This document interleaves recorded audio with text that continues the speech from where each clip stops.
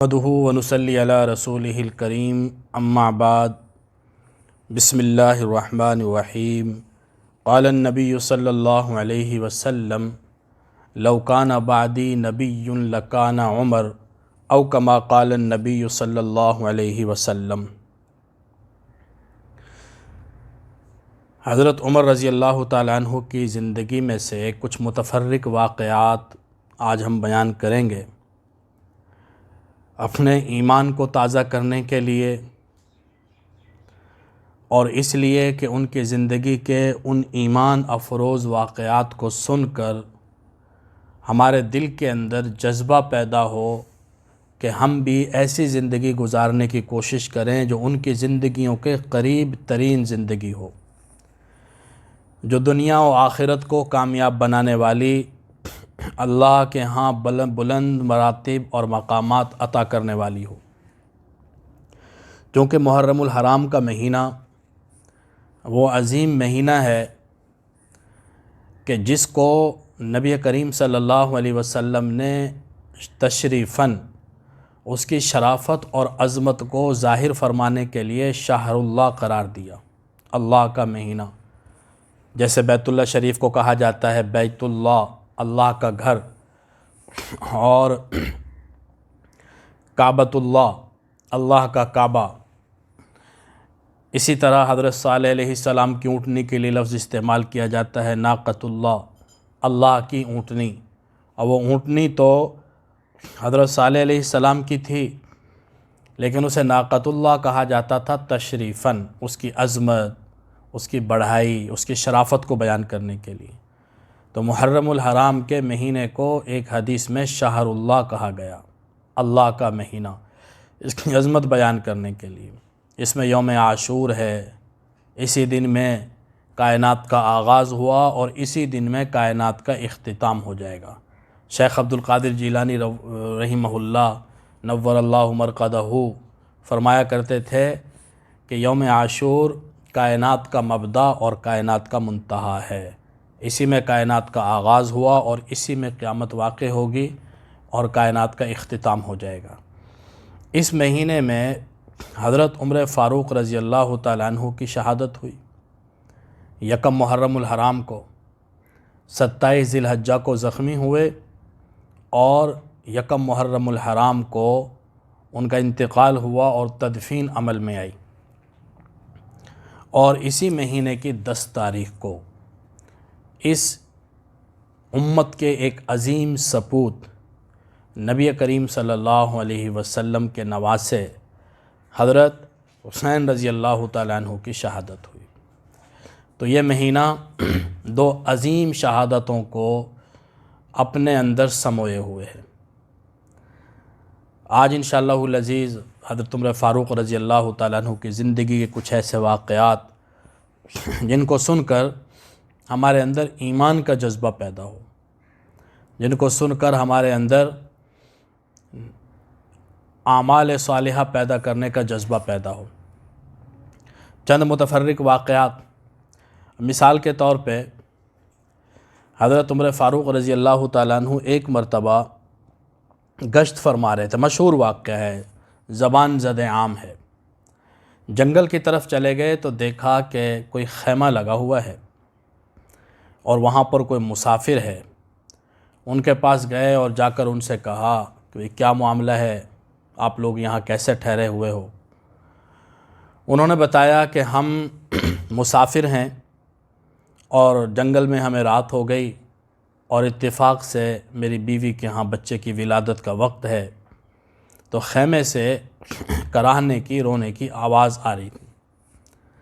یہ واپس اپنے گھر تشریف لائے، امیر المومنین ہیں، 22 لاکھ مربع میل پر ان کی حکمرانی ہے، اس سے بھی زیادہ رقبے پر، یعنی پاکستان سے 2-3 گنا بڑے رقبے پر ان کی حکمرانی ہے۔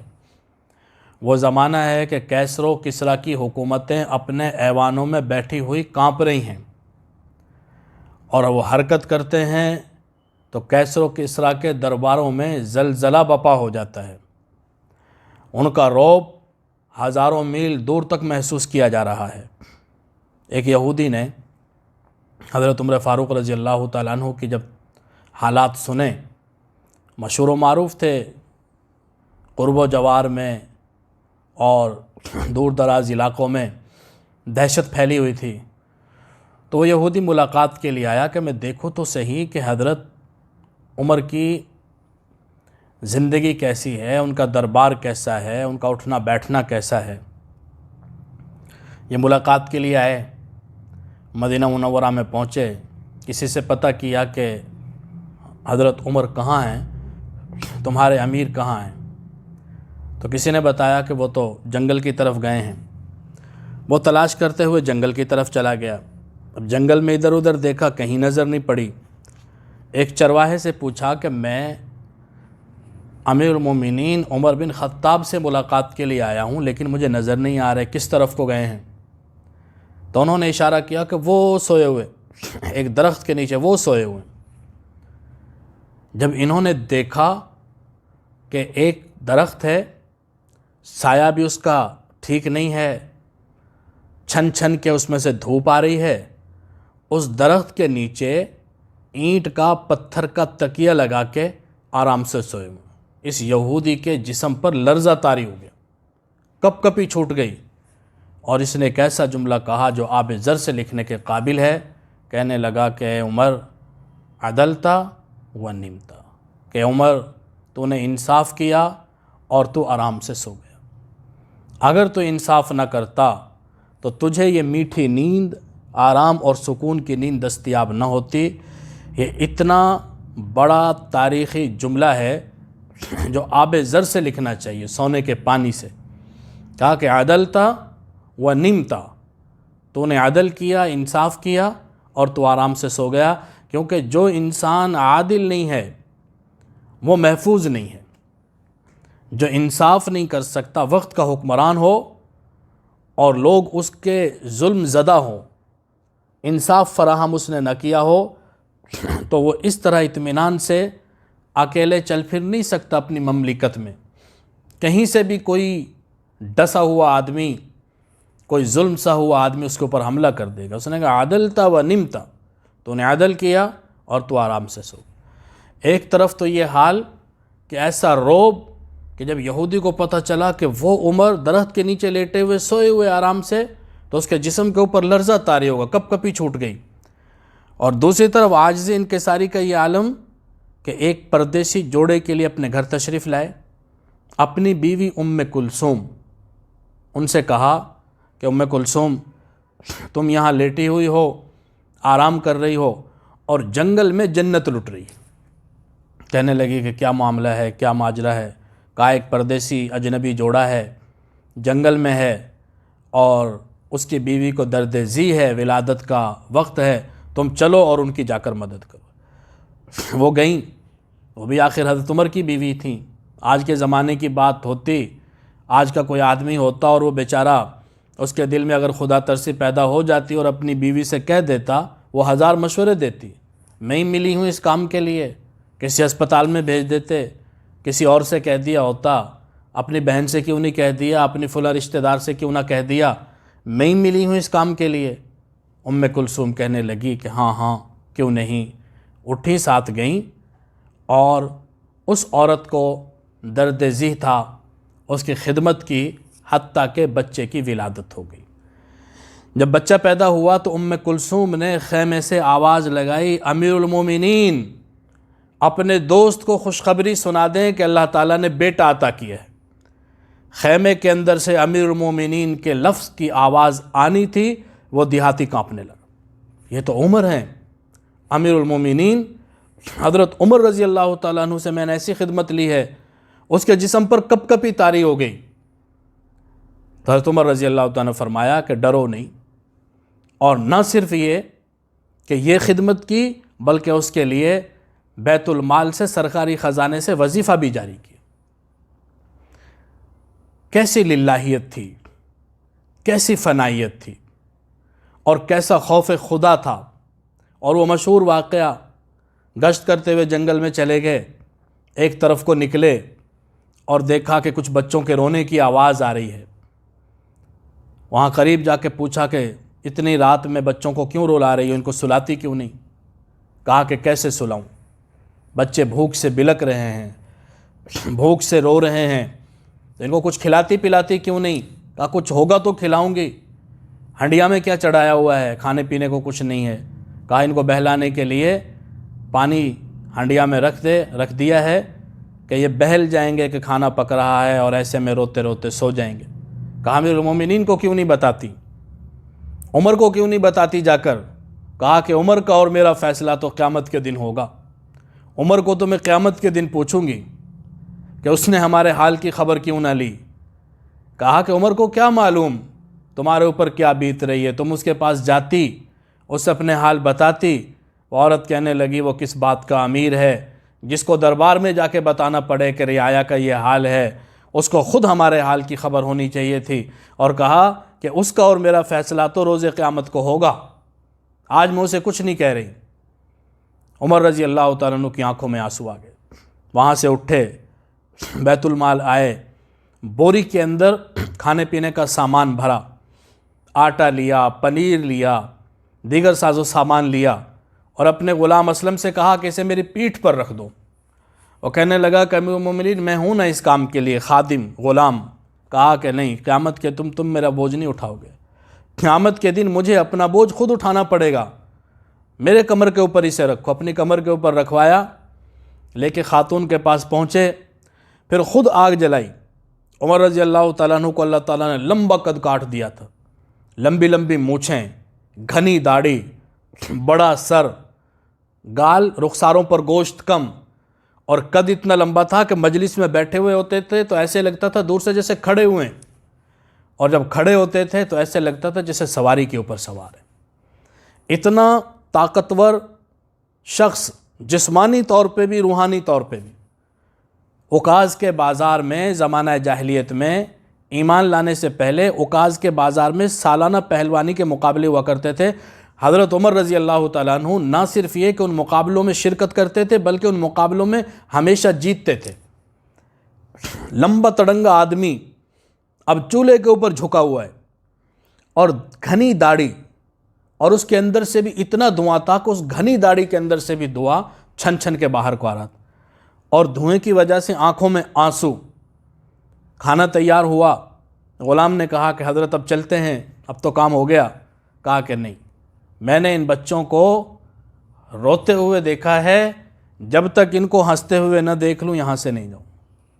بچوں کو اپنے ہاتھوں سے کھانا کھلایا، ان بچوں کو کھیلتے ہوئے ہنستے ہوئے دیکھا، اور پھر جانے لگے۔ تو اس وقت اس عورت نے کہا کہ کاش کہ آپ امیر المومنین ہوتے، کاش کہ آپ مسلمانوں کے امیر ہوتے۔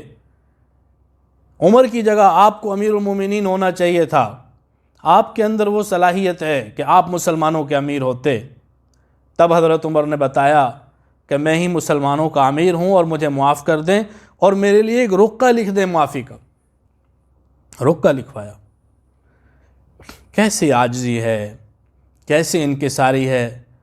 اتنے بڑے انسان جن کے بارے میں اللہ کے نبی فرما رہے ہیں لَوْ كَانَ بَعْدِي نَبِيٌّ لَكَانَ عُمَرٌ، اگر میرے بعد کوئی نبی ہوتا تو وہ عمر ہوتا، یعنی پیغمبرانہ صفات کے مالک، نبوت پیغمبرانہ صفات کے مالک، اور نبیوں کی صفات لے کر پیدا ہونے والے آدمی حضرت عمر رضی اللہ تعالیٰ۔ کتنا بڑا سرٹیفکیٹ ہے، کتنی بڑی سند ہے حضور صلی اللہ علیہ وسلم حضرت عمر کی فضیلت میں، اور کوئی بات بیان نہ کرتے، یہ ایک جملہ کافی تھا، لَوْ كَانَ بَعْدِي نَبِيٌّ لَكَانَ عُمَرٌ، اگر میرے بعد کوئی نبی آنا ہوتا تو وہ عمر ہوتا۔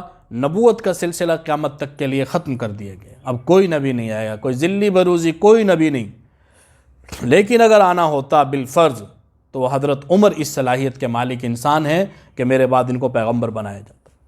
کتنی بڑی سند ہے۔ ایک مرتبہ دوڑے ہوئے جا رہے تھے، کبھی ادھر بھاگتے کبھی ادھر بھاگتے، تو کسی نے پوچھا کہ احنف رضی اللہ تعالیٰ، احنف بن قیس رضی اللہ تعالیٰ، وہ کہنے لگے کہ امیر المومنین کیا ہوا؟ کہا کہ وہ سرکاری خزانے کا اونٹ گم ہو گئے، اس کو تلاش کر رہا ہوں۔ تو کہنے لگے حضرت کسی غلام سے کہہ دیا ہوتا، کوئی غلام یہ کام کر دیتا۔ کہا کہ ایُّ عبد اعبد منی، مجھ سے بڑا غلام کون ہوگا جو 22 لاکھ مربع میل پر بسنے والے انسانوں کا خادم ہے؟ مجھ سے بڑا غلام کون ہوگا؟ اونٹوں، خارشی اونٹ یا صحیح سلامت اونٹ، ان کی خدمت خود بیمار ہوتا تب بھی خدمت خود کر لیا کرتے۔ بیت المال کے اونٹوں کے خود ان کی صفائی ستھرائی، نلانا دھلانا خود کرتے۔ ایک مرتبہ کسی نے کہا کہ حضرت یہ کام کسی خادم سے لے لیا ہوتا تو وہی جملہ ارشاد فرمایا کہ مجھ سے بڑا خادم کون ہوگا۔ پھر اللہ رب العزت ایسے انسان کی برکت سے کیسی فراوانی عطا فرماتے ہیں۔ ایک دفعہ غالباً یمن کی طرف گئے تو وہاں دیکھا کہ انگور فروخت ہو رہے تھے۔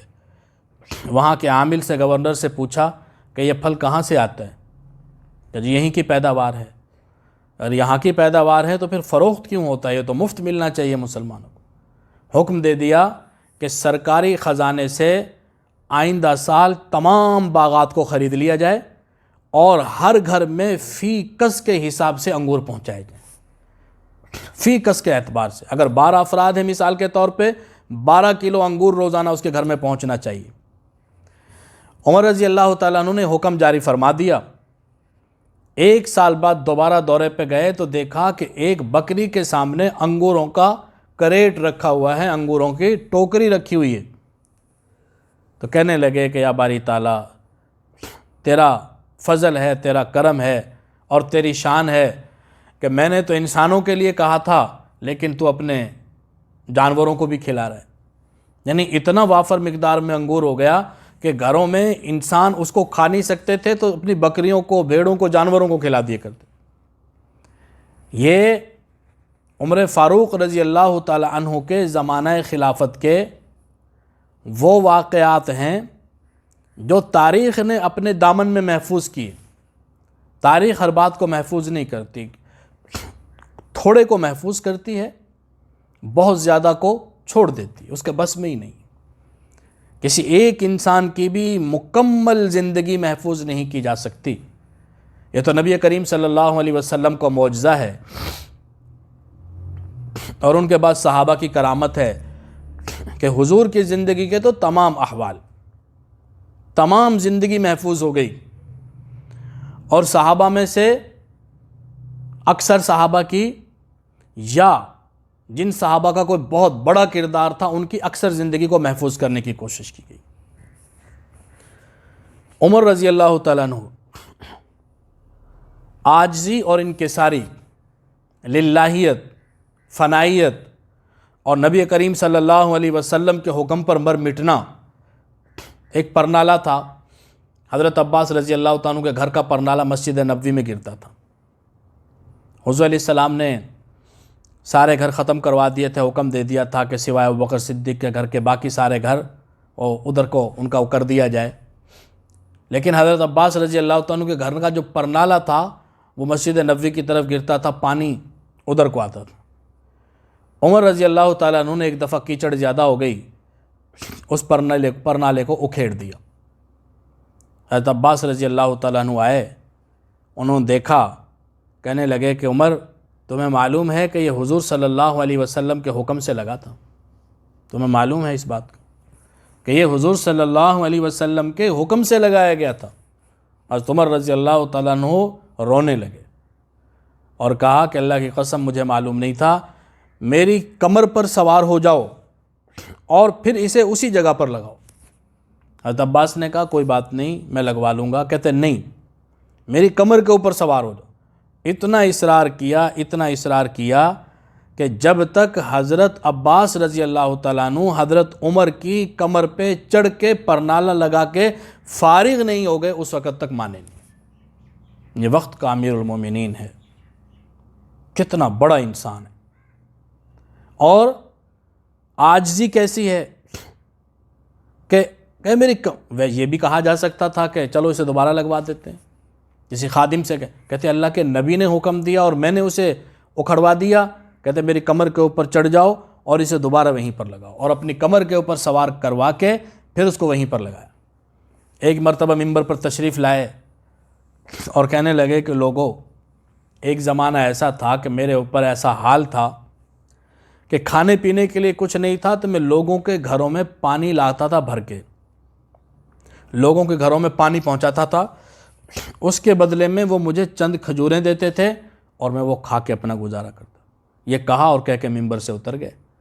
تو لوگ ایک دوسرے کی طرف دیکھنے لگے، کہنے لگے کہ عجیب بات ہے، یہ بھی بات کوئی بتانے کی تھی۔ ممبر کے اوپر چڑھ کے کہا کہ میں ایک زمانے میں لوگوں کے گھروں میں پانی ڈالتا تھا، اس کے بدلے میں مجھے چند کھجوریں ملتی تھیں اور میں کھا کے گزارا کیا کرتا تھا۔ تو باتیں پہنچ ہی جاتی ہیں، آہستہ آہستہ حضرت عمر کے کان تک بھی پہنچ گئی کہ لوگ چیم اگوئیاں کر رہے ہیں کہ حضرت عمر نے یہ بات ممبر پہ چڑھ کے کہی، اس میں کہ کون سی ایسی بات ہے؟ کہا کہ دراصل میرے دل میں کچھ تکبر سا پیدا ہو گیا تھا، اپنی کچھ عظمت اور بڑھائی پیدا ہو گئی تھی، کچھ غرور آ گیا تھا، تو یہ میں نے اس کا علاج کیا کہ میں ممبر پہ چڑھ کے ایسی بات کہی کہ جس کو بیان کرنے کے بعد کوئی آدمی تکبر نہیں کر سکتا۔ کیسے انسان تھے! اللہ تعالیٰ نے ان کی اس روحانیت کی برکت سے یہ جو زمین و آسمان کا غیبی نظام ہے نا، یہ بھی ان کے تابع کر دیا تھا۔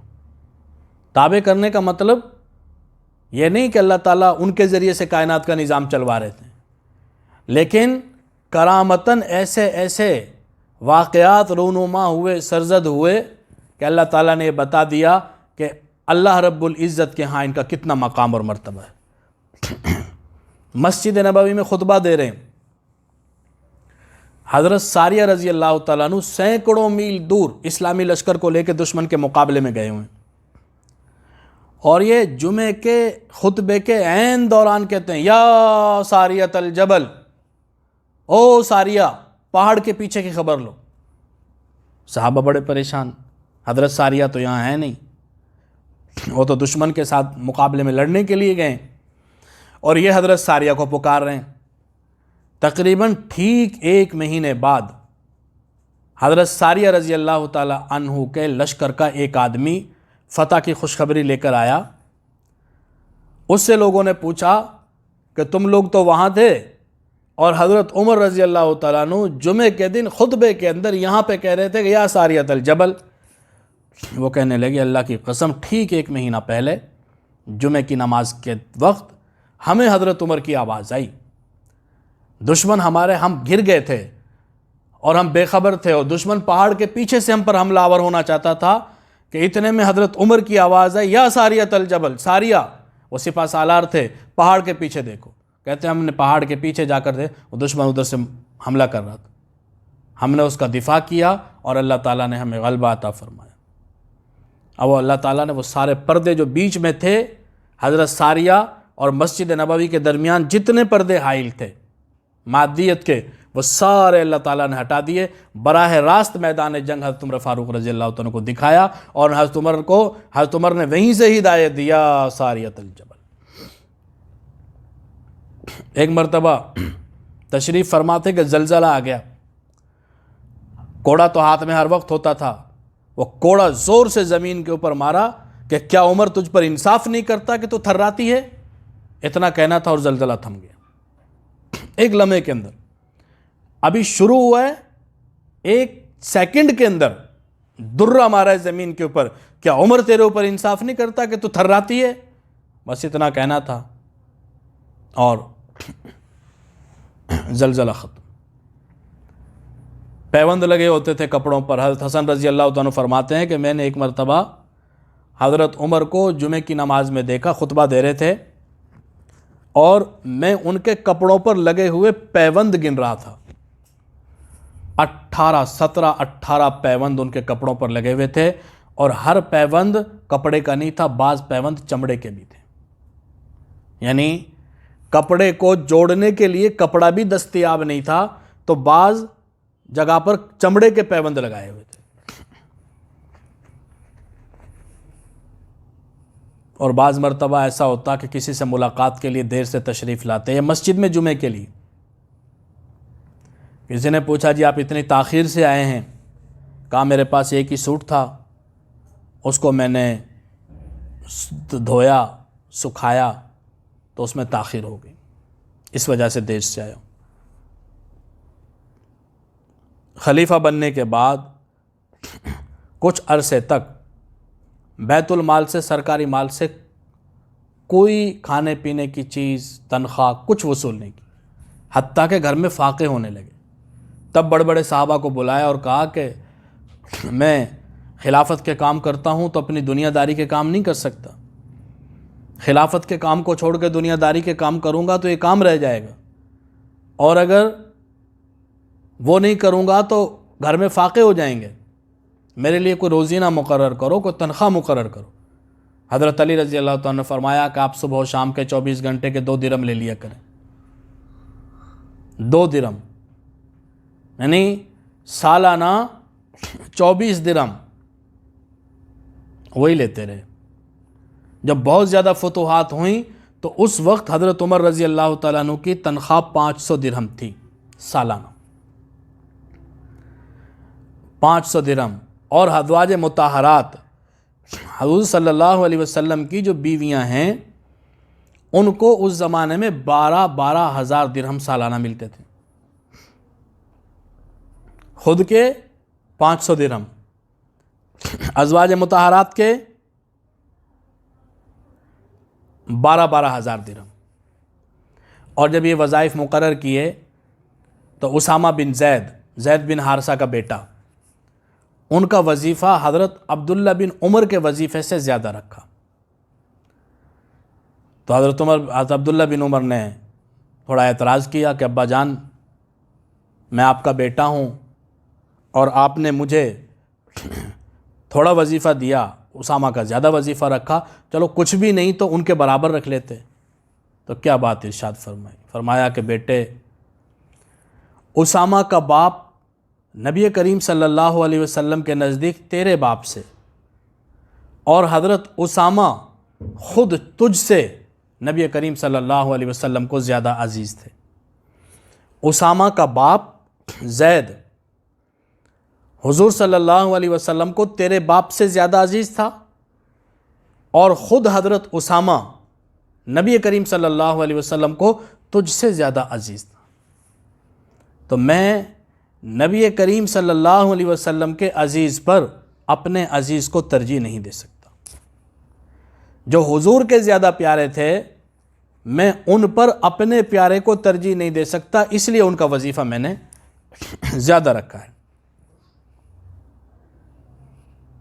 یہ حضرت عمر رضی اللہ تعالیٰ عنہ کی اہل بیت سے، نبی کریم صلی اللہ علیہ وسلم کے گھرانے سے اور ان کے قرابت داروں سے، ان کے قریبی لوگوں سے محبت کا اظہار تھا، ان کو نوازتے تھے۔ حضرت علی رضی اللہ تعالیٰ عنہ کے مشورے کے بغیر کوئی قدم نہیں اٹھاتے تھے، جتنا اہم معاملہ ہوتا سب سے زیادہ اہم مشورہ حضرت علی رضی اللہ تعالیٰ عنہ سے ہی ہوتا تھا۔ لوگوں نے تو باتیں بنائی ہوئی ہیں کہ حضرت علی رضی اللہ تعالیٰ عنہ حضرت عمر فاروق رضی اللہ تعالیٰ عنہ سے یوں اختلاف تھا، یوں اختلاف تھا۔ اگر اختلاف ہوتا تو اپنی بیٹی حضرت عمر کے نکاح میں دیتے۔ حضرت علی رضی اللہ تعالیٰ عنہ نے اپنی بیٹی ام کلثوم حضرت عمر رضی اللہ تعالیٰ عنہ کے نکاح میں دی، حالانکہ عمر کا ایک لمبا فاصلہ ہے، طویل فرق ہے۔ حضرت فاطمہ رضی اللہ تعالی عنہا کے بطن سے ام کلثوم پیدا ہوئیں، حضرت علی کی بیٹی، اور حضرت علی رضی اللہ تعالیٰ عنہ نے ان کا نکاح کیا عمر فاروق رضی اللہ تعالیٰ عنہ سے۔ حضرت عمر کا بڑھاپا ہے اور حضرت ام کلثوم کا بچپن ہے، بلوغت کا زمانہ ہے۔ حضرت عمر رضی اللہ تعالیٰ عنہ اہل بیت سے تعلق قائم کرنا چاہتے تھے، قرابت داری چاہتے تھے۔ حضرت علی سے اظہار کیا، حضرت علی رضی اللہ تعالیٰ عنہ نے غور و فکر کے بعد، سوچ و بچار کے بعد اس تعلق کو قائم فرمایا۔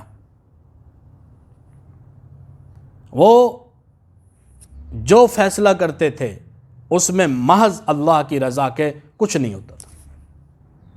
ساری زندگی اسی اس میں گزری کہ نبی کریم صلی اللہ علیہ وسلم کی پیروی ہو اور اللہ رب العزت کے حکم کے مطابق زندگی گزاری جائے۔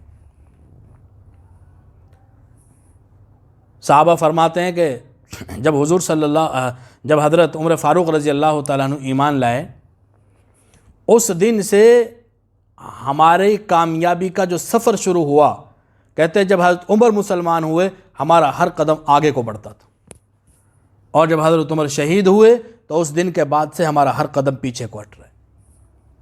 کافروں نے ایسے ہی نہیں کہہ دیا، اپنی کتابوں میں لکھا کہ اگر ایک اور عمر پیدا ہو جاتے تو کسی کافر کی سلطنت قیامت تک دنیا میں قائم نہ ہو سکتی۔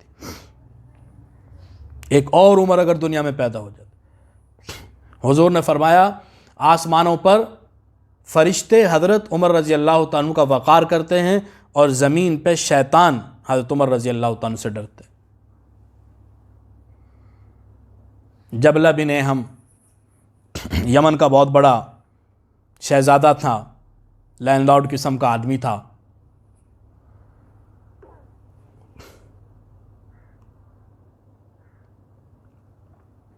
وہ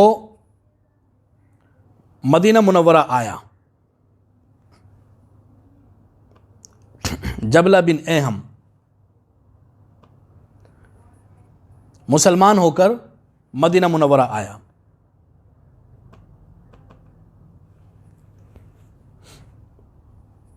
بیت اللہ کا طواف کر رہا تھا، دوران طواف اس کی چادر پر ایک دیہاتی کا پاؤں پڑ گیا تو اس نے ایک زوردار تھپڑ لگایا۔ اس زمانے کے اندر لوگ، جو بڑے بڑے لوگ ہوتے تھے، وہ بڑی بڑی چادریں اوڑا کرتے تھے، اور یہ علامت ہوتی تھی اس بات کی کہ یہ بڑا آدمی ہے۔ حضرت عمر رضی اللہ تعالیٰ عنہ تک یہ واقعہ پہنچ گیا، یہ خبر پہنچ گئی۔ اس دیہاتی نے شکایت لگا دی، میں تو بیت اللہ کا طواف کر رہا تھا، مجھے کیا خبر کہ میرا پاؤں اس کے چادر پر پڑ گیا۔ اس نے زور سے تماچا مارا۔ حضرت عمر رضی اللہ تعالیٰ نے جبلہ بن احم کو بلوایا اور اس سے کہا کہ تم بڑے آدمی ہو گئے تو اپنے گھر ہو گئے، شہزادے ہو گئے تو اپنے گھر ہو گئے، اسلام میں انصاف ہے، برابری ہے، یا تو اس سے معافی مانگو، اگر یہ معاف کر دیتا ہے تو ٹھیک، ورنہ تمہیں اس سے تھپڑ کھانا پڑے گا۔ وہ کہنے لگا کہ یہ کیسا اسلام ہے کہ جس میں ایک غریب دیہاتی اور ایک سردار کی ایک جیسی حیثیت ہے؟ کہا کہ معاملہ تو یہی ہے، اب تمہیں اختیار ہے، تھپڑ کھاؤ یا معافی مانگو۔ اگر یہ معاف کر دیتا تو ٹھیک، ورنہ تھپڑ لگے گا برسر بازار، علی الاعلان، برسر عام۔ وہ کہنے لگا اچھا مجھے ایک رات کی مہلت دی جائے۔ تو عمر نے فرمایا ٹھیک ہے، رات کی مہلت ہے۔ وہ راتوں رات بھاگ گیا اور کافر ہو گیا، مرتد ہو گیا۔ لوگوں نے کہا کہ حضرت آپ نے خواہ ایسا فیصلہ کر دیا، آپ دیہاتی سے معافی دلوا دیتے، وہ بڑا آدمی تھا، وہ معاف کر دیتا، غریب آدمی دیہاتی آدمی کو معاف کر دیتا۔ تو عمر رضی اللہ تعالیٰ عنہ نے ایک تاریخی بات ارشاد فرمایا کہ اگر میں اللہ کے حکم کو پورا کروں اور اس کی وجہ سے ساری دنیا کافر ہو جائے، مجھے یہ بات گوارا ہے۔ وہ کیسا اسلام ہے کہ جس میں اللہ کے حکم کو نافذ کرنے کے لیے بھی حکمت اور مصلحت پسندی کو سامنے رکھا جائے۔ حکمت اور مصلحت پسندی اس لیے ہوتی ہے کہ اللہ کے احکام پر عمل کیا جائے، نہ کہ اللہ کے احکام کو پامال کیا جائے۔ کافر ہو گیا، چلا گیا۔ حضرت عمر نے فرمایا کہ کوئی پرواہ نہیں ہے اسلام کو ایسے لوگوں کی۔ ایک زمانے کے بعد مدینہ منورہ سے ایک صحابی گئے اس علاقے میں، جبلہ بن احم سے ملاقات ہوئی اور اس سے کہا کہ تم نے خواہ اسلام کو چھوڑ دیا ایک چھوٹی سی بات کی وجہ سے، تم اس سے معذرت کر لیتے تو اب مسلمان ہو جاؤ۔ تو اس نے کہا کہ میں مسلمان ہونے کے لیے تیار ہوں، لیکن اگر امیر المومنین حضرت عمر میری ایک شرط مان لیں۔ کہا کیا؟ کہا کہ حضرت عمر سے کہو کہ اپنی بیٹی کا رشتہ مجھ سے کر دیں۔ تو یہ خاموش ہو گئے، واپس آ گئے۔ انہوں نے حضرت عمر کو بتایا آ کر کہ جی میں گیا تھا وہاں اور جبلہ بن احم سے ملاقات ہوئی تھی، میں نے اسے اسلام کی دعوت دی تو اس نے بڑی عجیب سی بات کی، میں نے تو پھر آگے اس سے بات نہیں کی۔ حضرت عمر نے فرمایا اس نے کیا کہا؟ کہا جی وہ کہنے لگا کہ اگر حضرت عمر اپنی بیٹی کی شادی مجھ سے کریں تو میں مسلمان ہونے کے لیے تیار ہوں۔ تو حضرت عمر نے فرمایا تم نے حامی کیوں نہ بھر لی؟ تم اس سے حامی بھر لیتے، میں تمہاری زبان کا پاس رکھتا اور اپنی بیٹی کا رشتہ اس سے کرتا، یہ جائز بات ہے۔ کہا جی آپ نے اس وقت تو ایک اتنی سی بات کی وجہ سے اس کی بات نہیں مانی اور وہ بھاگ آیا، تو میں اتنی بڑی بات کی کیسے حامی بھر لیتا؟ کہا کہ وہ معاملہ اللہ کا تھا، یہ معاملہ میری ذات کا تھا، میں اپنی ذات کو قربان کر سکتا ہوں، اسلام کے کسی حکم کو قربان نہیں کر سکتا۔ یہ وہ انسان تھے کہ جو رہتے اس زمین پر تھے لیکن فرشتے ان کے اوپر رشک کرتے تھے، اور اللہ رب العزت فرشتوں کے سامنے ان پر رشک فرماتے ہیں، فرشتوں کے سامنے، کہ یہ وہ ہیں کہ جن کی پیدائش کے اوپر تمہارے ہاں باتیں کی گئی تھیں کہ کیسے انسان پیدا کرے گا۔ تو اللہ رب العزت فرشتوں کو بتاتے ہیں خاص مواقع پر، اب جیسے عرفہ کا دن ہوتا ہے، فرشتوں کے سامنے اللہ تعالیٰ اظہار فرماتے ہیں۔ حضرت ابراہیم نے حضرت اسماعیل کو ذبح کرنے کی کوشش کی، اللہ رب العزت نے فرشتوں کو بتایا اور دکھایا، دیکھو یہ انسان، تمہیں انسانوں کی قتل و غارت گری نظر آتی ہے، انسانوں کی یہ پرواز دیکھو، یہ فرشتوں سے اوپر کی پرواز ہے۔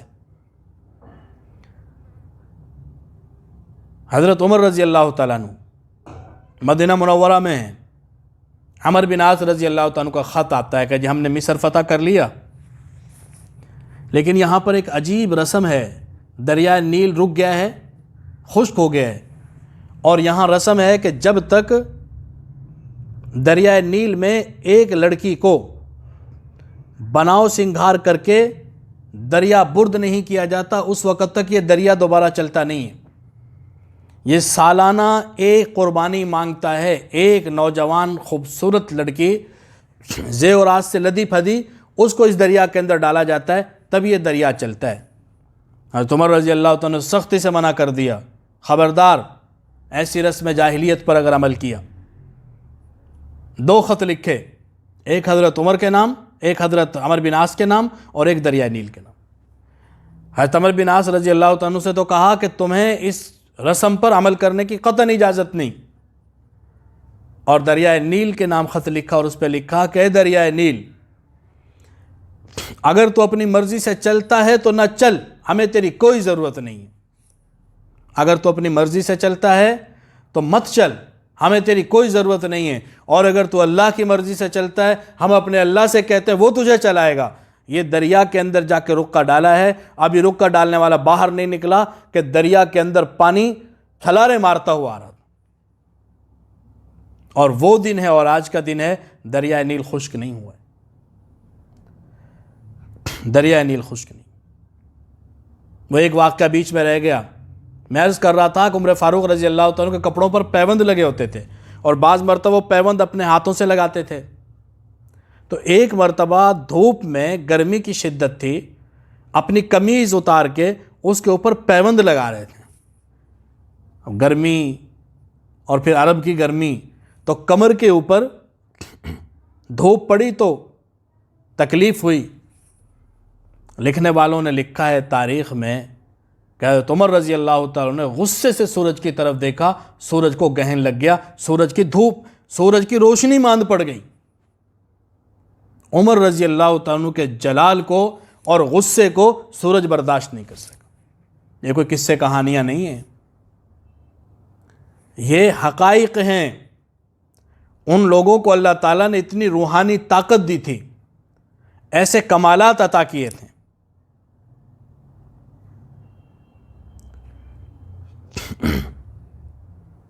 کسی چیز کا کوئی اثر نہیں لیتے تھے دنیا کے اندر۔ خالد بن ولید رضی اللہ تعالیٰ جدھر کو نکل جاتے فتوحات ہی فتوحات، جدھر کو نکل جاتے۔ اب اتنے بڑے آدمی کے خلاف کوئی فیصلہ کرنا اپنی حکومت کو خطرے میں ڈالنے والی بات ہے۔ حضرت عمر رضی اللہ تعالیٰ کو پتہ چلا کہ امیر معاویہ رضی اللہ، حضرت خالد بن ولید رضی اللہ تعالیٰ عنہ مال غنیمت کا حساب کتاب خلافت کو نہیں بھجواتے، مدینہ منورہ میں اس کا حساب کتاب نہیں آتا، وہیں پر تقسیم کر دیتے ہیں، تو اس کا کوئی لکھت پڑھت نہیں ہوتی تھی۔ تو عمر رضی اللہ تعالیٰ اس معاملے میں بہت سخت ہے۔ ایک مرتبہ حضرت خالد بن ولید رضی اللہ تعالیٰ نے ایک شاعر کو 10,000 درہم انعام میں دے دیے۔ حضرت عمر رضی اللہ تعالیٰ نے اپنا قاصد بھیجا اور اس سے کہا کہ اگر وہ جا کر اس بات پر کوئی معذرت کریں تو ان کو درگزر کرنا، اور اگر معذرت کرنے کے لیے تیار نہ ہوں تو ان کی پگڑی اتار کے، ان کا عمامہ اتار کے ان کے گلے میں ڈال کے کھینچنا اور ان سے حساب کتاب لینا۔ کتنی سخت بات ہے، انسان کا دل دہل جاتا ہے۔ ہم 15ویں صدی میں بیٹھے ہوئے ہیں اور آج کے زمانے کے اندر اس بات کو سوچتے ہوئے کرتے ہوئے بھی ڈر لگ رہا ہے، اتنا بڑا اقدام۔ اور وہ قاصد گئے، انہوں نے ایسا ہی کیا اور پھر مدینے طلب کیا حضرت عمر رضی اللہ تعالیٰ نے۔ خالد بن ولید نے شکوہ کیا کہ امیر المومنین، آپ نے میرے معاملے میں انصاف نہیں کیا، میرے ساتھ زیادتی ہوئی ہے۔ کہا کہ تم حساب کتاب صاف کیوں نہیں کرتے؟ انہوں نے کہا جی اگر 60,000 سے زیادہ دراہیم میرے پاس ہوں تو میں سرکاری خزانے میں جمع کرانے کے لیے تیار ہوں۔ وہ جب گنے گئے تو 60,000 سے زیادہ تھے، 20,000 وہ انہوں نے بیت المال میں جمع کروا دیے۔ حضرت عمر نے فرمایا اللہ کی قسم تم مجھے بڑے عزیز ہو اور میں تم سے بہت محبت کرتا ہوں۔ رنجش دور ہو گئی کہ وہ معاملہ مسلمانوں کے سرکاری مال کا تھا۔ یہ خدا نخواستہ یہ نہیں ہے کہ حضرت خالد بن ولید غبن کرتے تھے، یہ تصور بھی نہیں کیا جا سکتا، لیکن جو حضرت عمر رضی اللہ تعالیٰ عنہ کا معیار تھا وہ اور تھا، حضرت خالد بن ولید رضی اللہ تعالیٰ اپنی ترتیب سے اور طرح کرتے تھے۔ لیکن عمر رضی اللہ تعالیٰ عنہ اللہ کے معاملے میں بڑی سے بڑی مصیبت، پریشانی اور بڑے سے بڑے حادثے سے بھی ٹکرانے کے لیے تیار رہتے تھے۔ یہ جب جنگ قادسیہ ہوئی ہے، کئی دن تک جنگ قادسیہ ہوتی رہی، مشہور مارکہ ہے، اور مسلمان چند ہزار تھے اور کافروں کی تعداد 2.25 لاکھ تھی۔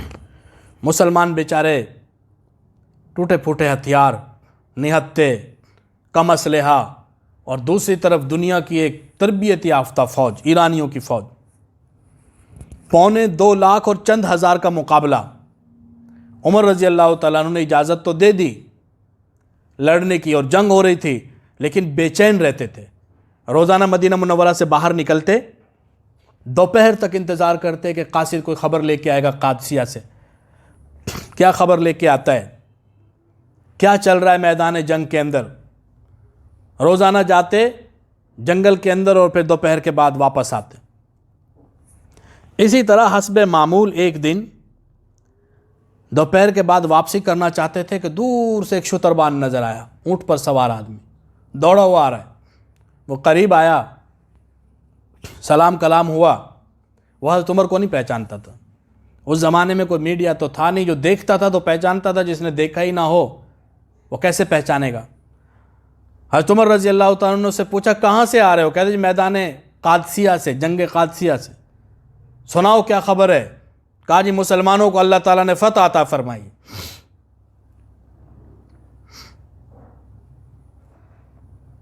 اللہ رب العزت نے کامیابی عطا کی۔ حضرت عمر رضی اللہ تعالیٰ عنہ کی آنکھوں میں آنسو آ گئے، اس کی رکاب پکڑ لی اور اونٹ کے ساتھ ساتھ دوڑ رہے ہیں پیدل۔ امیر المومنین ہے اور اس بیچارے کو پتہ نہیں ہے جو اونٹ کے اوپر بیٹھا ہوا ہے کہ یہ امیر المومنین نے رکاب پکڑی ہوئی ہے، اور دوڑے ہوئے جا رہے ہیں اور کہتے ہیں حالات سناؤ۔ اور کئی دن جنگ جاری رہی تھی، وہ حالات سنا رہا ہے، دشمن نے ایسے کیا، ہم نے ایسے کیا، انہوں نے ایسے حملہ کیا، ہم نے ایسے پلٹ کے وار کیا۔ وہ حالات سناتے جا رہے ہیں، دوڑے چلے جا رہے ہیں۔ مدینہ منورہ کے اندر داخل ہوئے، اب جو کوئی نظر آتا ہے وہی کہتا ہے السلام علیکم یا امیر المومنین۔ اس گھوڑے پر، اونٹ پر بیٹھے ہوئے آدمی کے تو کپ کپی چھوٹ گئی، یہ تو امیر المومنین ہے۔ میں تو اس کو ایک عام آدمی سمجھا تھا، کوئی عام دیہاتی آدمی ہے، یہ تو امیر المومنین ہے۔ اور نیچے اترنے لگا، کہتے نہیں اوپر بیٹھے رہو، اور پھر سارے مدینے والوں کو جمع کیا، فتح کی خوشخبری سنائی۔ اور لوگوں نے جب کہا کہ امیر المومنین آپ خود اتنے زیادہ پریشان، آپ ہمیں موقع دیا کریں ایسی خدمت کا، کہا کہ تم اپنے گھروں کے اندر اطمینان سے رہو، میں تم سب کا خادم اور غلام ہوں، تم اطمینان سے زندگی گزارو، میں پریشان رہوں یہ مجھے پسند ہے۔ تصور بھی نہیں کیا جا سکتا۔ ایک دفعہ وبا پھیل گئی ایک علاقے کے اندر، وہاں گئے اور جب تک وبا ختم نہیں ہو گئی وہیں پر رہے، اسی علاقے کے اندر ہدایات دیتے رہے۔ قحط پڑ گیا، قحط کے زمانے میں ایک دفعہ طاعون امواس پھیلا تھا، وہ شام کے علاقوں میں، وہاں سے تو ہدایات دے کے واپس آ گئے تھے۔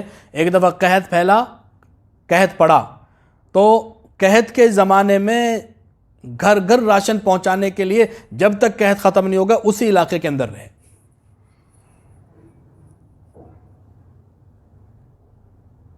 ہرمزان ایرانیوں کا سپہ سالار تھا، بار بار جنگ کرتا تھا، بار بار بدعہدی کرتا تھا، صلح کر لیتا تھا پھر بدعہدی کرتا تھا، جنگ ہوتی تھی پھر بھاگ جاتا تھا، جب مغلوب ہونے لگتا تو بھاگ جاتا، پھر مسلمانوں سے صلح ہو جاتی، پھر امن معاہدہ ہو جاتا، حتیٰ کہ ایک مرتبہ پکڑا گیا، قابو آ گیا، مسلمانوں سے پکڑ کے لے آئے حضرت عمر کے پاس۔ اس نے اسی بات پر ہتھیار ڈالے تھے، کہنے لگے جی میں ہتھیار ڈالنے کے لیے تیار ہوں لیکن مجھے حضرت عمر کے پاس لے چلو۔ حضرت عمر کے پاس لے آئے، حضرت عمر نے فرمایا کہ تم بار بار بدعہدی کیوں کرتے ہو؟ کہا جی مجھے خطرہ ہے، اگر میں کچھ بتاؤں گا تو بتانے سے پہلے آپ مجھے قتل کر دیں۔ کہا تو نہیں کریں گے۔ کہا مجھے پانی پلاؤ، پانی منگوایا گیا، پانی پینے لگا، کہتا ہے جی میں خطرہ ہے مجھے، اگر میں پانی پیوں گا تو پانی پینے سے پہلے آپ مجھے قتل کر دیں گے۔ حضرت عمر رضی اللہ تعالیٰ نے فرمایا کہ نہیں، ایسا نہیں ہوگا، میں وعدہ کرتا ہوں کہ جب تک تم پانی نہیں پیو گے اس وقت تک میں تمہیں قتل نہیں کروں گا۔ اس نے پانی زمین پہ پھینک دی، کہتے آپ نے وعدہ کر لیا ہے کہ جب تک میں پانی نہیں پیوں گا آپ مجھے قتل نہیں کریں گے، اب یہ پانی میں نہیں پیوں گا، یہ میں پی نہیں سکتا، آپ مجھے قتل نہیں کر سکتے۔ حضرت عمر نے فرمایا تم نے مجھے دھوکہ دیا لیکن میں تمہیں دھوکہ نہیں دوں گا، تم نے غلط بیانی کی، دھوکہ کیا، لیکن میں اپنی زبان سے نہیں پھروں گا، میں تمہارے ساتھ دھوکہ نہیں کروں۔ معاف کر دیا اسے، چلے جاؤ۔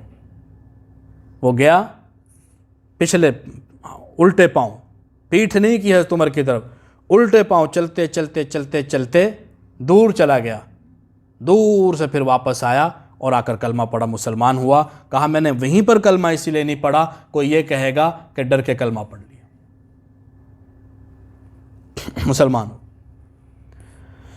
مدینہ منورہ کی طرف ہجرت کی صحابہ نے مکہ مکرمہ سے، سارے صحابہ چھپ چھپا کر، اللہ کے نبی نے فرمایا چھپ چھپا کے نکل جاؤ تمہیں دشمن نقصان پہنچائے گا۔ حضرت عمر رضی اللہ تعالیٰ کو اللہ کے نبی نے حکم دیا عمر تم بھی جاؤ مدینہ۔ انہوں نے تیر ٹانکے، تلوار لٹکائی اور مسجد حرام میں چلے گئے، بیت اللہ کا طواف کیا اطمینان کے ساتھ، اور تلوار ہوا میں لہرائی اور کہا کہ مکے کے کافرو، اے مکے کے کافرو، ابو لہب، ابو جہل، عتبہ، شیبہ، کل کو نہ کہنا کہ عمر چھپ کے ہجرت کر کے چلا گیا، علی الاعلان ہجرت کر رہا ہوں۔ جس نے اپنی بیوی بیوہ کرانی ہے، جس نے اپنے بچے یتیم کروانے، آؤ اور عمر کے سامنے مقابلہ کرو۔ کسی ایک کافر کی ہمت نہیں ہوئی، علی الاعلان ہجرت کی، مسلمان ہوئے، حضور صلی اللہ علیہ وسلم کے ہاتھ پر کلمہ پڑھا۔ جب حضور کے پاس آ رہے تھے کلمہ پڑھنے کے لیے تو حضور نے دیکھتے ہی پہچان لیا، کہا کہ آج عمر کے پیشانی پر ایمان کا نور نظر آ رہا ہے۔ حضور علیہ السلام کے پاس آئے، حضور نے گریبان سے پکڑ کے جھنجھوڑا، عمر کب تک جاہلیت میں جیتے رہو گے؟ کہا جی کلمہ پڑھا دے، کلمہ پڑھا دے۔ اور جب اپنی بہن کے گھر سے آئے تھے تو کہا میرے گلے میں کپڑا ڈال کے مجھے گھسیٹو، اللہ کے نبی کے پاس لے کر جاؤ کہ میں نے کیسے انسان کے اوپر، کیسے انسان کو قتل کرنے کا ارادہ کیا اور میں ایمان سے کیوں محروم رہا ابھی تک۔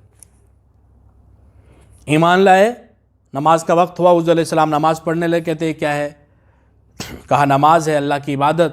کہتے اللہ کی عبادت ہے تو بیت اللہ میں کیوں نہیں کرتے، یہاں کیوں کرتے ہو دار ارقم میں؟ کہا کہ تیری قوم پڑھنے نہیں دیتی وہاں نماز۔ کہا چلے میرے ساتھ۔ پہلا دن تھا کہ مسلمانوں نے علی الاعلان بیت اللہ کے اندر نماز ادا کی، تلوار لے کے کھڑے ہو گئے کہ آؤ روک کے دکھاؤ نبی کریم صلی اللہ علیہ وسلم کو نماز پڑھنے سے۔ کسی ایک کافر کی ہمت نہیں ہوئی۔ ایک کافر کی ہمت نہیں۔ بہادری کا یہ عالم اور عاجزی اور انکساری کیسی؟ حج کے قافلے کے امیر بننے کے بعد، خلیفہ بننے کے بعد ہر سال حج کرتے تھے اور امیر حج ہوا کرتے تھے۔ امیر حج تھے، ایک وادی کے اوپر سارا قافلہ ٹھہرا دیا، سارے صحابہ پریشان، تابعین پریشان، حجاج کرام پریشان۔ اتنی گرمی کے موسم میں امیر المومنین یہاں کیا کر رہے ہیں، کیوں ٹھہرے ہوئے ہیں؟ اور کسی کی ہمت جرت بھی نہیں ہوتی تھی، لوگ ڈرتے بہت تھے۔ ایک آدمی نے بہت ٹائم کے بعد ہمت کر کے پوچھا کہ امیر المومنین سارا قافلہ گرمی کی وجہ سے پریشان ہے، آپ یہاں کیوں کھڑے ہوئے ہیں؟ کہا کہ یہ جو سامنے وادی ہے نا، اس وادی میں زمانہ جاہلیت میں اونٹ چرایا کرتا تھا، اور میرے والد کہتے تھے کہ عمر تو کیسے زندگی گزارے گا، تجھے اونٹ چرانا بھی نہیں آتے، تیرے اونٹ خالی پیٹ واپس آ جاتے ہیں، باقی سب لوگوں کے اونٹ اب گھر آتے ہیں تو پیٹ بھرے ہوئے ہوتے ہیں، تیری زندگی کیسے گزرے گی، تجھے اونٹ چرانے کا سلیقہ بھی نہیں آتا کہ کہاں پر اونٹ چرانے چاہیے۔ کہا ایک مجھے وہ بات یاد آ رہی ہے، اس وادی کے اندر وہ مجھے نظر آ رہا ہے، میرا ماضی چلتا پھرتا نظر آ رہا ہوں میں اپنے اونٹوں کے ساتھ، اپنے جانوروں کے ساتھ، جب میرا باپ مجھے مارا کرتا تھا، اور آج یہ وقت ہے کہ لاکھوں مربع میل پر میری حکمرانی ہے۔ اور پھر تاریخی جملہ ارشاد فرمایا کہ اللہ تعالیٰ نے اسلام کی وجہ سے ہمیں عزت دی، اگر اسلام کو چھوڑ کے کسی اور چیز میں عزت تلاش کریں گے تو اللہ تعالیٰ ہمیں ذلیل کر دے۔ یہ سب عزتیں اسلام کی وجہ سے ہیں، اسلام کو چھوڑ کر کسی اور چیز میں عزت تلاش کی، اللہ تعالیٰ ہمیں ذلیل کر دے۔ حضرت عمر فاروق رضی اللہ تعالیٰ عنہ کا جو انتقال ہوا ہے، شہادت جو ہوئی ہے، وہ ذی الحجہ کے آخری دنوں میں آپ پر حملہ ہوا، 27 ذی الحجہ کو، یکم محرم الحرام کو شہادت ہوئی۔ تو حج سے واپس لوٹے تھے، 10 تاریخ کو حج ہوتا ہے، تو حج سے آئے ہوئے بھی چند دن ہوئے تھے، اور جب حج سے واپس تشریف لا رہے تھے تو ایک مقام پر یہ کنکریوں کے اوپر لیٹ گئے تھے، ان کو برابر کر کے۔ سعید بن مسیب رضی اللہ عنہ جلیل القدر تابعی ہیں، وہ فرماتے ہیں، وہ خود سفر میں ساتھ تھے، انہوں نے کنکریاں بچھائیں، پتھر کا تکیہ لگایا، کپڑا بچھایا اور اس کے اوپر لیٹ گئے، اور دونوں ہاتھ آسمانوں کی طرف کر کہ اللہ تعالیٰ عمر اب بوڑھا ہو گیا ہے اور خلافت کا بوجھ نہیں اٹھا سکتا، اب تو اسے اپنے پاس بلا لے۔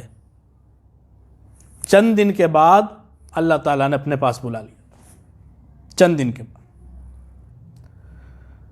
اور آخری جب سانس چل رہے تھے تو ایک شعر پڑھ رہے تھے، ظلوم لنفسی غیر انی مسلم، ظلوم لنفسی غیر انی مسلم، اصلی الصلوات کلھا واصوم، کہ اللہ میں اپنے نفس پر ظلم کرنے والا ہوں، بس اتنی سی بات ہے کہ میں ایک ادنا مسلمان ہوں، صرف نمازیں پڑھتا ہوں اور روزہ رکھتا ہوں۔ انتقال ہونے لگا تو حضرت عبداللہ بن عمر کے ران کے اوپر سر تھا، حضرت عبداللہ بن عمر بیٹے کی ران کے اوپر سر تھا، کہا کہ اسے سر کو نیچے رکھ دو زمین کے اوپر، کہا ابا جان، کہا نہیں رکھو، سر مٹی کے اوپر زمین کے اوپر رکھوایا، اپنے چہرے کے اوپر مٹی ملی اور کہا کہ اللہ میں اپنے نفس پر ظلوم لنفسی غیر انی مسلم، میں ظالم ہوں، اپنی ذات پر میں نے بڑا ظلم کیا، لیکن میں ایک مسلمان ہوں، اصلی الصلوات کلھا واصوم، بس اتنی سی بات ہے کہ نماز پابندی سے پڑھتا ہوں اور روزہ رکھتا ہوں، کوئی دعویٰ نہیں۔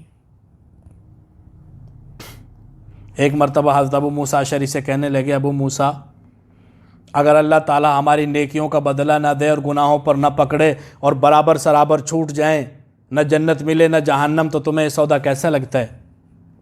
وہ کہنے لگے امیر المومنین ہم نے تو اللہ تعالیٰ سے بڑی بڑی امیدیں باندھ رکھی ہیں، مجھے تو یہ اچھا نہیں لگتا، میں تو چاہتا ہوں کہ اللہ تعالیٰ ہمیں بہت کچھ دے۔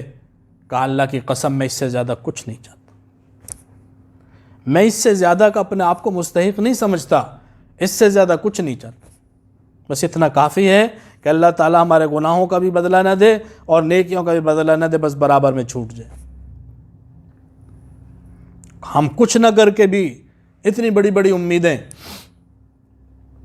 وہ اتنا کچھ کر کے بھی کہتے بس اتنا بھی ہو جائے تو بڑی بات۔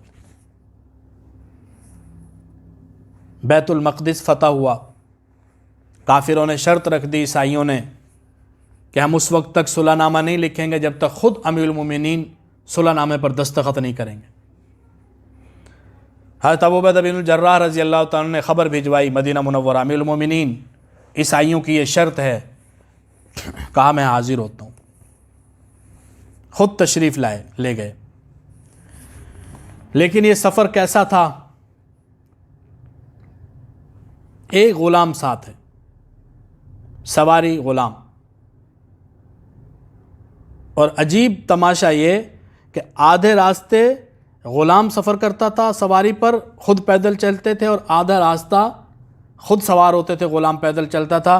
اور کیا عجیب منظر تھا، جب بیت المقدس میں داخلے کا وقت آیا، شہر میں پہنچنے کا، تو حضرت عمر کی باری پیدل چلنے کی تھی اور غلام کی باری سوار ہونے کی۔ حضرت عمر نے فرمایا بیٹھو، کہنے لگے امیر المومنین سامنے لوگ ہیں، میں کہتے نہیں، اسی ترتیب سے چلیں گے۔ اس شان سے داخل ہوئے بیت المقدس میں کہ غلام سواری پر سوار اور خود نکیل پکڑ کے، مہار پکڑ کے پیدل چل رہے۔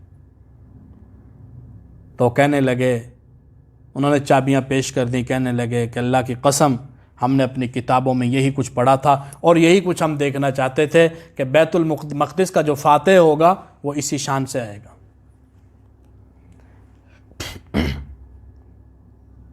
کتنے بدبخت ہیں وہ لوگ جو ایسے لوگوں کو بھی کافر کہہ دیتے، نعوذ باللہ من ذالک۔ اگر یہ لوگ نعوذ باللہ من ذالک مخلص نہیں تھے تو پھر کائنات میں کوئی مخلص نہیں ہے۔ بدبختی ہے ایسے لوگوں کے لیے، اور دنیا و آخرت کی ذلتیں، رسوائیاں، ہلاکتیں ہیں ایسے لوگوں کے لیے کہ جو ایسے لوگوں کے اوپر بھی اعتراض کرتے ہیں۔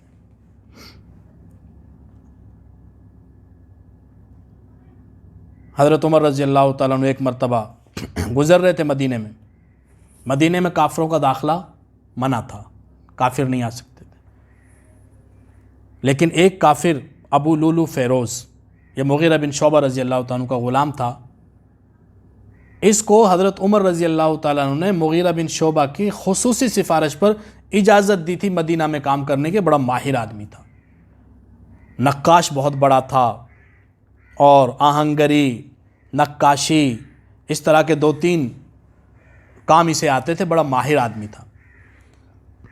اس نے حضرت عمر سے شکایت کی، مغیرہ بن شعبہ رضی اللہ تعالیٰ کہ جی میرا مالک مجھ سے زیادہ اجرت لیتا ہے۔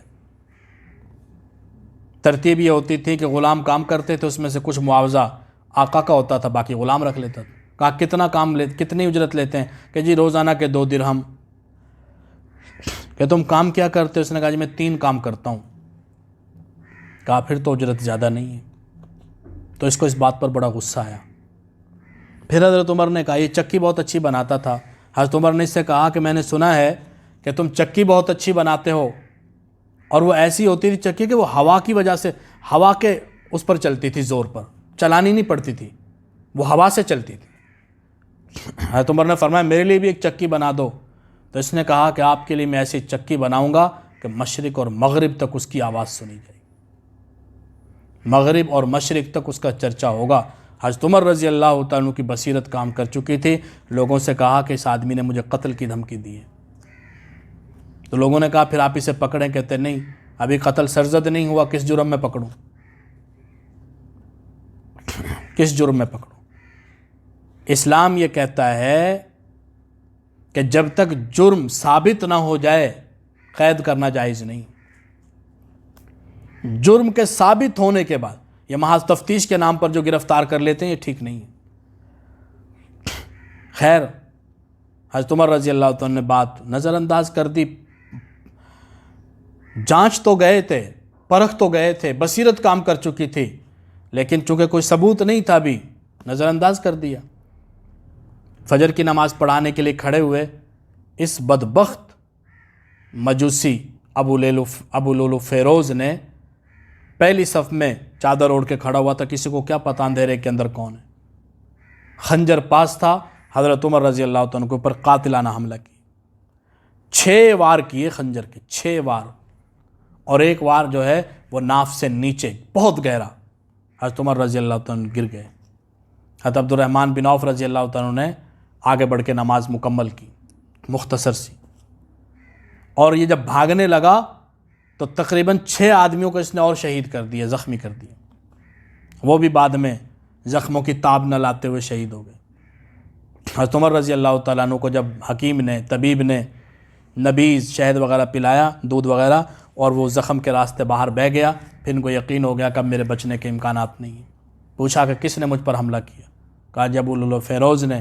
کہا اللہ کا شکر ہے کہ کسی مسلمان کے ہاتھ سے مجھے موت نہیں ہے، اور اللہ تعالیٰ نے دعا قبول کی۔ یہ دعا کیا کرتے تھے، اللہم ارزقنا شہادۃ فی سبیلک، یا اللہ تعالیٰ مجھے شہادت کی موت دینا، اور دوسری ساتھ یہ شرط لگاتے تھے وفی بلد حبیبک، اپنے نبی کے شہر میں۔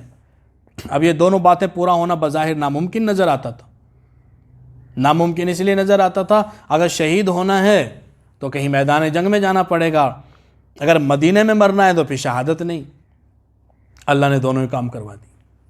انتقال سے پہلے اپنے بیٹے سے کہا کہ حضرت عائشہ کے پاس جاؤ، ان سے عرض کرو کہ عمر کی خواہش ہے کہ حضور کے پہلو میں دفن ہونا چاہتے ہیں، تو ابوبکر صدیق رضی اللہ تعالیٰ عنہ کے ساتھ روضہ رسول میں۔ وہ جگہ حضرت عائشہ نے اپنے لیے رکھی ہوئی تھی۔ حضرت عمر کا پیغام پہنچا تو حضرت عائشہ رونے لگی، کہا کہ عمر یہ جگہ تو میں نے اپنے لیے رکھی تھی، لیکن میں ایثار کر رہی ہوں، میں آپ کو یہ جگہ دیتی ہوں۔ حضرت عمر رضی اللہ تعالیٰ مطمئن ہو گئے، لیکن انتقال سے پہلے وصیت کی کہ جب میں مر جاؤں تو میری میت لے کے دوبارہ حضرت عائشہ کے گھر جانا اور ان سے پھر اجازت لینا، ایسا نہ ہو کہ میری زندگی میں میری رعایت میں اجازت دے دی ہو، مرنے کے بعد دوبارہ جب انتقال ہو گیا تو ان کو لے کر گئے اور دوبارہ اجازت چاہی حضرت عائشہ سے، تو حضرت عائشہ پھوٹ پھوٹ کر رونے لگی، کہا کہ عمر تیری عظمت کو سلام ہے۔ اور پھر وہاں پر نبی کریم صلی اللہ علیہ وسلم کے پہلو میں حضرت ابوبکر صدیق رضی اللہ تعالیٰ عنہ کے ساتھ تدفین عمل میں آئی۔ اللہ رب العزت ہمیں ان بزرگوں کے نقش قدم پہ چلنے کی توفیق نصیب فرمائے۔ وما علینا الا البلاغ۔ السلام علیکم ورحمۃ اللہ وبرکاتہ۔ قرآن کی آواز میں سن نغمہ لا تک نہ تو، اندر سے بھی ہو جا ہرا، کھلنے سے پہلے مسکرا، گرنے سے پہلے ہی سنبھل، حیا علی خیر